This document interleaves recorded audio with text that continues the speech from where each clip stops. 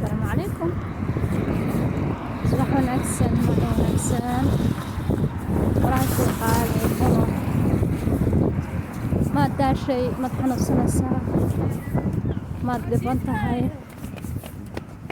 wacalaykum salaam ilaahay la sheekayso ilaahay la hadal ilaahay ayaa wax kasta aad ka ashkatoonaysa kaa qabanaya ilaahay ayaa wax kasta aad ka ashkatoonaysa kaa caafinaya ilaahay ayaa wax kasta aad weydiisato isaga ayaa diyaar kula ah walaashay allah ka daalinayo walaalkay qof kasta oo dhiban ayuu hadalkaygu ku socdaa rabbi ha ka daalin rabbi ha noqdo saaxiibkaaga jidkaan maraya dadka markaa ila hadlay qof baa ila hadlay oo salaanta ka qaaday marka xabiibtii walaashay qaali qof kasta